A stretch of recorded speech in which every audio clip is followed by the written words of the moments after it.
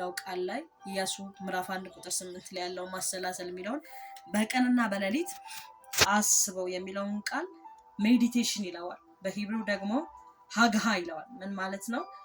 ሜዲቴት ማድረግ፣ ኢማጅን ማድረግ፣ እንደገና ደግሞ ሜዲቴት ማድረግ፣ ይሄ ደጋግሞ ነገርን ማሰብና ኢማጅን ማድረግ፣ ምስል እየፈጠሩ ነገርን እንደገና ማሰብ ይለዋልና የዚህን ሕግ መጽሐፍ ካፍህ አይለይ፣ ነገር ግን የተጻፈበትን ሁሉ ትጠብቅና ታደርግ ዘንድ በቀንና በሌሊት አስበው አለውና እግዚአብሔር ከኢያሱ ጋር ለመሆን የሰጠው ፕሪንሲፕል ምንድነው ሲባል የእግዚአብሔርን ቃል ማሰብ ነው። እግዚአብሔርን ቃል ማሰላሰል። ብዙዎቻችን ልንጸልይ ስንመጣ ወደ ጌታ ፊት እንበረከካለን። የምንፈልገውን ነገር በሙሉ ቶሎ ጌታ እኔ እንላለን። የምንፈልገውን ጸልየን ከጨረስን በኋላ ቀጥሎ እግዚአብሔርን መስማት አይመጣልን። እግዚአብሔርን ለመስማት ወይ ግድ ፕሮፌሰር የሚነግረን ሰው ያስፈልገናል። አለበለዚያ ደግሞ ባይበሊካሊ በቃ የሆነ ነገር እንፈልጋለን። እና ትክክለኛ የእግዚአብሔርን ድምፅ መለማመድ ከፈለጋችሁ፣ የእግዚአብሔርን ድምፅ ማወቅ ከፈለጋችሁ ሜዲቴሽን ትክክለኛ መንገድ ነው። ለዚህ ነው የዚህን ሕግ መጽሐፍ ከአፍህ ላይ ነው በቀንና በሌሊት አስበው ይላል። እግዚአብሔርን ቃል ካነበባችሁ በኋላ ቶሎ ብላችሁ ተነስታችሁ የሆነ ሰምቲንግ ለማድረግ አትሂዱ። እግዚአብሔርን ቃል ካነበባችሁ በኋላ የእግዚአብሔር ቃል ምን ለማለት ፈልጎ ነው፣ ለማን ነው፣ ከኔ ህይወት ጋር ምን ያገናኘዋል፣ ምን ይሌን ፈልጎ ነው ብላችሁ ቆም ብላችሁ እግዚአብሔርን ቃል አስቡት።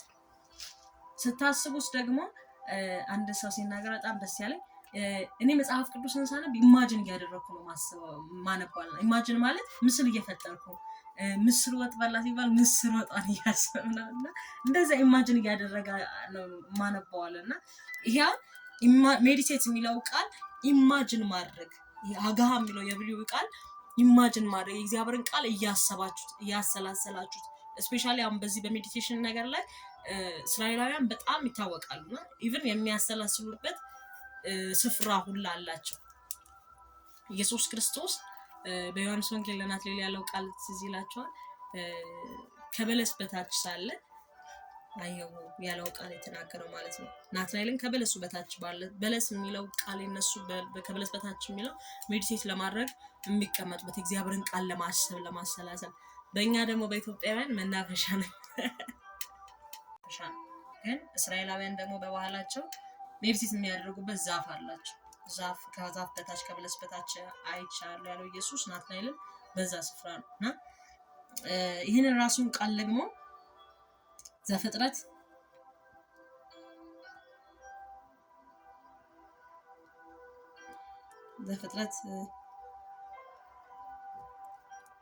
ምዕራፍ 24 ቁጥር 61 ላይ እንደዚህ ይላል። ስለ ይስሐቅ ታሪክ ነው የሚያወራው። ርብቃም ተነሳች፣ ደንገጥሮቿን በግመሎቿ ላይ ተቀምጠው ያንን ሰው ተከተሉት። ሎሌውም ርብቃን ተቀብሎ ሄደ። ይስሐቅም ብኤር ሮሂ በሚሏት ምንጭ መንገድ መጣ፣ በአዜብም ምድር ተቀምጦ ነበር። ይስሐቅም በመሸ ጊዜ በልቡ እያሰላሰለ ወደ ሜዳ ወጥቶ ነበር። ዓይኖቹንም አቀና፣ እነሆ ግመሎች ሲመጡ አየ። ርብቃም ዓይኖቿን አቀናች፣ ይስሐቅንም አየች፣ ከግመልም ወረደች። ሎሌውንም ሊገናኘው በሜዳ የሚወጣ ይህ ሰው ማን ነው አለች። ሎሌውም እርሱ ጌታዬ ነው አላት። እርሷም መሸፈኛዋን ወስዳ ተከናነበች። ሎሌውም ያደረገውን ነገር ሁሉ ለይስሐቅ ነገረው። ይስሐቅም ወደ እናቱ ወደ ሳራ ድንኳን አገባት፣ ርብቃንም ወሰዳት፣ ሚስትም ሆነችው፣ ወደዳትም። ይስሐቅም ከእናቱ ሞት ተጽናና ይላል። ዋና የምፈልገው ሀሳብ ያለው ቁጥር 63 ላይ ይስሐቅም በመሸ ጊዜ በልቡ እያሰላሰለ ወደ ሜዳ ወጥቶ ነበር ይላል። ይስሐቅም በመሸ ጊዜ በልቡ እያሰላሰለ ወደ ሜዳ ወጥቶ ነበር። ማሰላሰል የሚለውን ቃል ብዙ ጊዜ ይጠቀሙታል። ለእግዚአብሔርን ቃል ለማሰላሰል ብቻ ሳይሆን ኖርማል ያሉበትን ኢንቫይሮንመንት ቆም ብሎ ለማሰብ ምናምን ብዙ ሰው ያንን ነው የሚጠቀመው እና እንደ ዓለም አቀፍም ይሆን ብቻ ግን ዮጋ የሚባለው ይሄ ቁጭ ብለው ሜዲቴት የሚያደርጉበት ላይት አጥፍቶ ምናምን እሱኛው ሜዲቴሽን ወደ ሜዲቴት ወደሚያደርጉበት ዓለም ነው የሚወስዳቸው። እሱኛው ማሰላሰል ወደሚያሰላስሉበት ዓለም ነው የሚወስዳቸው። መንፈሳዊ ዓለምን እግዚአብሔርን ቃል ደጋግማችሁ ስታስቡ ከመንፈስ ቅዱስ ጋር ያላችሁ ብረት ክሎዝ እየሆነ እየጨመረ መሄድ ብቻ ሳይሆን ከመንፈስ ቅዱስ ጋር ያላችሁ ነገር በደንብ ስትሮንግ ያደርገዋል፣ ያጠነክረዋል። ብዙ ሰው ቃሉን ይሰማዋል፣ ነገር ግን ቆም ብሎ ቃሉን ለማሰላሰል ጊዜ ስለማይወስድ የሰማው ቃል ከህይወቱ ጋር አይዋሃድም።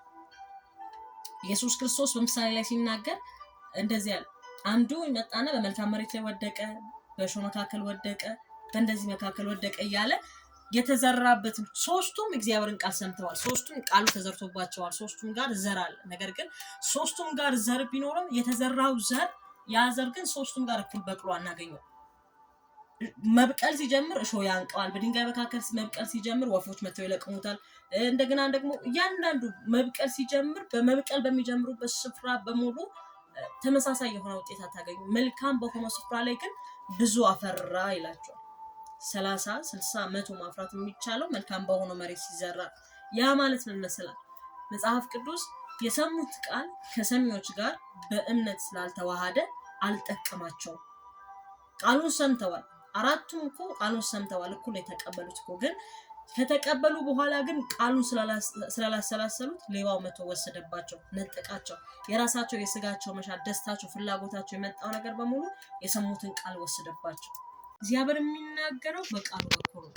ግን ደግሞ ማስተዋል ከሌለ እኔ ብዙ ጊዜ ገጥሞኛ ቃል እግዚአብሔርን ቃል አነባለሁኝ። ካነበብኩኝ በኋላ ግን ስወጣ የሆነ ታይም ላይ የሆነ ነገር ሀፕን ሲያደርግ የእግዚአብሔር ቃል ድምፅ ውስጥ ላይ ይመጣል። ያ ቃል ሲመጣ ይሄ እግዚአብሔር ድምፅ ነው እላለሁ።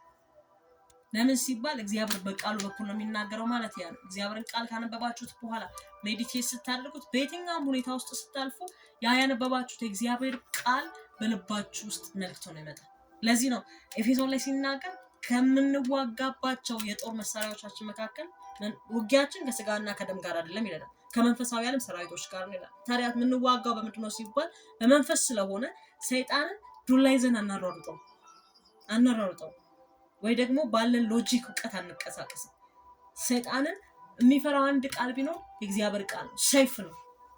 የቃሉን ሰይፍ መዘዙት ይላልና የእግዚአብሔር ቃል ሰይፍ ነው። ያንን የእግዚአብሔርን ቃል መምዘዝ የምትችሉት ደግሞ ስላነበባችሁት ብቻ ሳይሆን ያነበባችሁትን ቃል አሰላስላችሁ ከህይወታችሁ ጋር ማዋሃድ ስትችሉ። ለዚህ ነው ኢየሱስ ሶስቱንም ሰይጣን ያቀረበለትን ዲያብሎስ ያቀረበለትን ፈተና ከተመለከታችሁ እንዲህ ተብሎ ተጽፏል፣ እንዲህ ተብሎ ተጽፏል፣ እንዲህ ተብሎ ተጽፏል ብሎ ነው ያሸነፈው።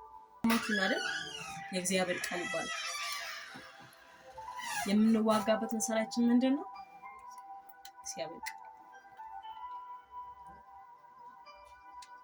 ዛሬ የጸሎት ፕሪንሲፕል ብቻ ሳይሆን ከጸለያችሁ በኋላ እግዚአብሔርን ድምፅ የምትሰሙበትን ፕሪንሲፕል ነው የምነግራችሁ። ስትጸልዩ እግዚአብሔር ጋር ስትቀርቡ አስቀድማችሁ ቢቻላችሁ መጽሐፍ ቅዱሳችሁን አንብቡ። መጽሐፍ ቅዱስ ለማንበብ በጣም አቴንሽናችሁ የሚወሰድ ከሆነ መዝሙር ክፈቱና የተወሰነ ደቂቃ ወርሺፕ አድርጉ። ጀስት ዝም ብላችሁ ወርሺፕ አድርጉ። 5 ደቂቃ ትንሽ ደቂቃ የምትጸልዩ ከሆነ 5 ደቂቃ 10 ደቂቃ ወርሺፕ አድርጉ ዝም ብላችሁ። ከዛም በኋላ ቁጭ ብላችሁ እግዚአብሔርን ቃል አንብቡት። ካነበባችሁ በኋላ ወደ ጸሎት ግቡ። ያነበባችሁትን ቃል እያወጃችሁ እየተናገራችሁ ጸልዩ። ከዛ በኋላ ግን እግዚአብሔርን ድምፅ ለመስማት ጸጥ ብላችሁ ቁጭ ብሉ። ሜዲቴት አድርጉት። የእግዚአብሔርን ቃል አሰላስሉ፣ አስቡት። በዛ ውስጥ እግዚአብሔርን መንፈስ በኃይል ከእናንተ ጋር መካፈል ትጀምራላችሁ። የእግዚአብሔር መንገድ የቃል መንገድ ነው። እግዚአብሔር መንገድ የቃል መንገድ ነው። ለዛም ነው ኢየሱስ እንዲህ አለ፣ እኔ አለ መንገድ ነኝ አለ። በመጀመሪያ ቃል ነበረ፣ ይህ ቃል ነው የእግዚአብሔር መድረሻና መንገድ የሆነው። እግዚአብሔር መንገዱ ቃሉ ነው። ዮሐንስ ወንጌል ምዕራፍ 1 ላይ ሲናገር በመጀመሪያ ቃል ነበረ፣ ቃልም ራሱ እግዚአብሔር ነበር ይላል። እና ቃል የነበረው ቃልም ስጋ ሆነ የሚለን እርሱ ኢየሱስን እርሱ በመጀመሪያ ቃል ነበር። እግዚአብሔር ምንም ነገር ለማድረግ ሲፈልግ መጀመሪያ የሚሰጠው ቃሉ ነው። አስቀድሞ ቃል ነው የሚነግራችሁ። አሁን ላላችሁበት ስፍራ እርግጠኛ ነኝ ቀድሞ የነበረ ቃል አላችሁ። እኔ አሁን ላለሁበት ስፍራ ቀድሞ የነበረ ቃል ነበረኝ። ነገ ደግሞ ለመሆነው ስፍራ ቃል አለ። እግዚአብሔር የተናገረኝ አስቀድሞ እግዚአብሔር ወደ እናንተ ህይወት ሲመጣ ነገር ከማድረጉ በፊት ቃል ነው የሚሰጣችሁ እና ቃሉ ከመጣ በኋላ ያ ቃሉ ራሱ መንገድ ስለሆነ በመጀመሪያ ኢየሱስ ክርስቶስ በመጀመሪያ በእግዚአብሔር ዘንድ ራሱ እግዚአብሔር ነው። ቃል ነበረ። ይመጣል፣ እሱ ንጉስ ይመጣል፣ የሰላም ንጉስ ነው አለ። ጌታ ይመጣል፣ አማኑኤል ይሆናል። አሁን ይሄ ኢየሱስ ክርስቶስ አስቀድሞ ቃል ነበር፣ የተነገረ ቃል ነበር። ከዛ እንዲለናል አይደል ዮሐንስ ወንጌል ቃል ስጋ ሆነ ይላል። ኢየሱስ አካል እንዲለብስ ያደረገው መጀመሪያ የተነገረለት በእግዚአብሔር መንገድ የተነገረለት ቃል አለ። ቃሉ መንገዱ ነው፣ የእግዚአብሔር መምጫ መንገዱ ነው። ራሱ ኢየሱስ ቃል የነበረው ስጋ ለብሶ ሲመጣ የእግዚአብሔር ራሱ ሲናገር እኔ መንገድ ነኝ ያለ ሰው። ታዲያ ሲባል ይህ ቃል የእግዚአብሔር መረሻው መንገድ የሆነው ራሱ ኢየሱስ ነው። የተነገራችሁን ትንቢት ብቻ ለምታስቡና እንድታሰላስሉ ነግራችሁ የምታነቡትን የእግዚአብሔርን ቃል አስቡት፣ አሰላስሉት። ለምንድን ነው የእግዚአብሔርን ቃል ለመኖር አቅም ያጣ ነው? ለምንድን ነው ክርስቶስ ኢየሱስን የሚመስል የክርስቶስ ኢየሱስን ሐሳብ፣ የክርስቶስ ኢየሱስን መረዳት፣ የክርስቶስ ኢየሱስን አይነት ህይወት ለመኖር ለምንድን ነው የምንታገለው? ኢየሱስ እኮ ምድር ላይ ሲመላለስ ምንም መለኮት ቢሆን በሰውነት ነው አይደል የተመላለሰ? በሰውነት ነው የተመላለሰ። እንደውም አንዳንድ ወንጌል ስንሰብ ኢየሱስ እኮ ይበላ ይጠጣ እንደዚህ ያደረገ ነበር ይላል።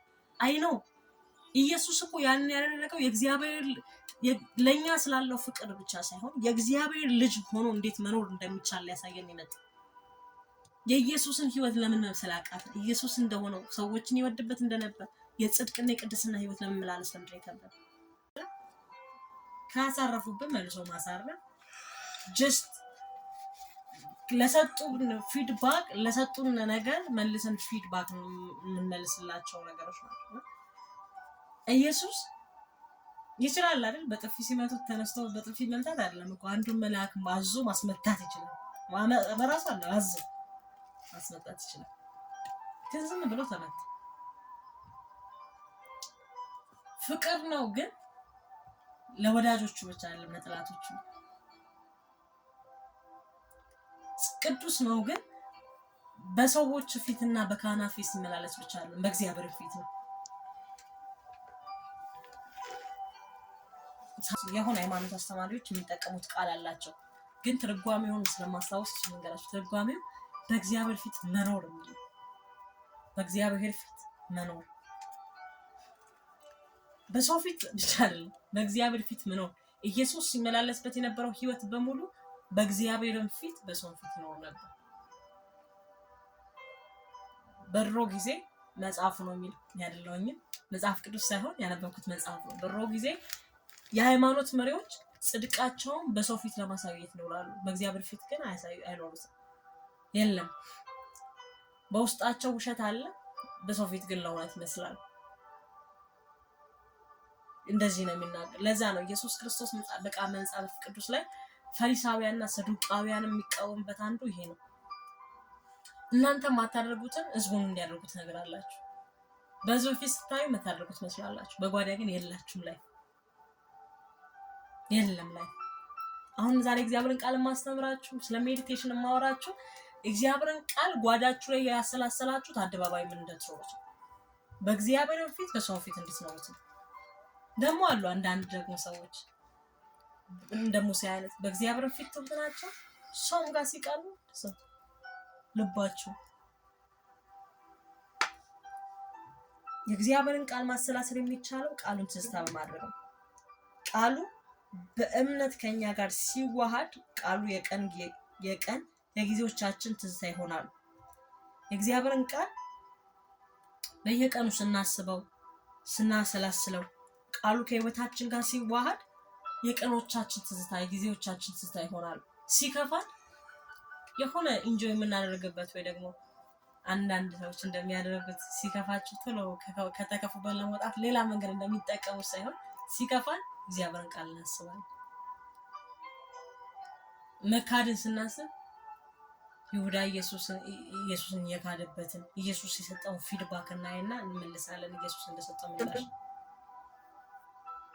በዛው ልክ ደግሞ በአገልግሎት ብዙ ቻሌንጅ ይመጣል። ፖል ላይ የመጣበትን ቻሌንጅ እያሰብን ከዛ ሁኔታ እንድንወጣ ያደርገናል። በዚህ ሁሉ መካከል በክርስትና ህይወት የምንኖረውን ላይፍ ላይ አንድ ጊዜ አንድ አስተናገር ደንቃኝ ለካ መጽሐፍ ቅዱስ ስለ ሀብታሞች ይናገራል አለችና እውነታ ነው። ስለ ድሆች ብቻ ሳይሆን ስለ ሀብታሞች የሚናገራል እና ለሁሉም መጽሐፍ ቅዱስ አለ። ላላችሁበት ስታተስ፣ ለየትኛውም ስታተስ፣ ተማሪ ሁኑ፣ ሰራተኛ ሁኑ፣ ባልቴት ሁኑ፣ ባል ያላችሁ ሁኑ፣ ልጆች ሁኑ፣ ልጆች የሌላቸው መካን ሁኑ፣ ኤቭሪቲንግ የእግዚአብሔር ቃል ላይ አሉ። በእንደዚህ አይነት ላይፍ ውስጥ ያለፉ አሉ። በአገልግሎት መከራ ውስጥ ያለፉ አሉ። በአገልግሎት በጣም ሰክሰስፉል ላይ የደረሱ አሉ። በጣም በብዙ ኢንካውንተር የሚያልፉ አሉ። ሁሉም ሰው መጥቶ ራሱን ማየት የሚችልበት እግዚአብሔር ቃል ይባላል። እግዚአብሔር ቃል መስታወት ነው የሚለን ለዚህ ነው። ቃሉን አንብበን ስናስበው ስናሰላስለው የእግዚአብሔር ቃል ህይወታችን ላይ ፍሬ ማፍራት ይጀምራል፣ መስራት ይጀምራል። ያዕቆብ ላይ ነው አይደል? ቃሉን ሰምቶ የማያሰላስለው የማያደርገው ቢኖር የተፈጥሮ ፊቱን በመስታወት አይቶ እንደሚረሳ ሰው ነው። ሰው አንድ ጊዜ መስታወት ላይ ፊቱን ካየ በኋላ ያየውን ኢሜጅ እያሰበ ይሄዳል እንጂ መሀል ላይ ፊቱ ላይ ምን እንዳለ ንፋስ ሲነፍስ አዋራ መጥቶ ልጥፍ ያለበትን አይ ግን ይረሳዋል ከሰከንድ በኋላ። ያንን ያየው መስታወት ላይ ያለው ማድረስ ቃሉን ሰምቶ የማያደርግ ሰው እንደዛ ነው። ቃሉን ሰምቶ የማያደርግ ሰው የተፈጥሮ ፊቱን በመስታወት አይቶ እንደሚረሳ ሰው። ቃሉን ሰማላችሁ። አሁን ከዚህ በፊት ብዙ ትምህርት አስተምራለሁ። እግዚአብሔርን መፍራት አስተምራለሁ። እግዚአብሔርን መውደድ፣ እግዚአብሔርን መፈለግ፣ ረሃብ፣ ቅባት አይደል? እነዚህን ትምህርቶች ሙሉ ሰምታችሁታል። ምን ያህል ላይፋችሁ ላይ አፕላይ ያደርጋችሁት ነው? ምን ያህል እግዚአብሔርን ቃል እየኖራችሁት ነው? ምን ጀጅ አድርጓችኋል? ምንድነው በቃ ከቃል የተሟገታችሁ ምንድነው? ያው እናንተን ካወራው በኋላ የእግዚአብሔርን ቃል ቼክ አደርጋለሁ አይደል? ላይፌ ላይ በፊት እንደዚህ ነው። አሁንም እንደዛ ነው ማድረገው። አንድ ቀን የሰማሁትን ከሳምንቶች መካከል የሰማሁትን ቃል ዴት ዴይ አነባለሁ፣ እሱ ሜዲቴት አደርጋለሁ። ሳምንት ሙሉ ግን የማሰላስለው አንድ ሺህ ይኖረኛል። ስለ ቅባት ማሰብ ከሆነ ሳምንት ሙሉ ስለ አኖይንቲንግ ሜዲቴት እያደረኩ ነው የምቆየው። ሳምንት ሙሉ አሁን እኔ ስለማሰላሰል አስተምራችኋለሁ። ሳምንት 15 ቀን እግዚአብሔርን ስለመፍራት ነበር። እግዚአብሔርን ለመፍራት ከተማራችሁ በኋላ እስከዛሬ ድረስ ምንም አይነት ትምህርት አላስተማርኩኝም። እስከዛሬ ካላችሁበት ቀን ድረስ እግዚአብሔርን መፍራት ሜዲቴት እያደረጋችሁ ነው ያስባል። የኃጥአን አፍ ግን ክፋትን ያፈልቃልና 15:28 የመጀመሪያው እሱ ነው የፈለኩት። የጻድቅ ልብ መልሱን ያስባል ይላል። ስለማሰላሰል ስለማሰላሰል የእግዚአብሔርን ቃል እንደማሰብ ፓወርፉል የሚያደርጋችሁ ነገር የለም። ስፔሻሊ ነገ ላይ መሆን የምትፈልጉትን እግዚአብሔር ነገ ላይ ትሆናላችሁ ብሎ ያወራችሁ ነገ ላይ ህይወታችሁ ላይ አደርገዋለሁ ያላችሁን ነገር ስታስቡት ስታሰላስሉት ያን ነገር ወደ ህይወታችሁ ከመምጣት ምንም ነገር አያስቆመው። ዘፍጥረት ምዕራፍ 11 ላይ ያለውን የባቢሎን ታሪክ የባቢሎንን ግንብ እንገባ ብለው በተነሱ ጊዜ እግዚአብሔር ነው እንውረድ የሰው ልጆች መሰረትን ብለው በወረደ ጊዜ የሚያደርጉትን የሚያስቡትን ነገር ማንም ሊያስቆማቸው እንደማይችል ስላወቀ ሰው ማሰብ ከጀመረ ኢማጂን ማድረግ ከጀመረ ማሰላሰል ከጀመረ ያንን ነገር ከማድረግ ማንም አያስቆመው። በምሽት የሚያስበው ሰው በማለዳ ያደርገዋል።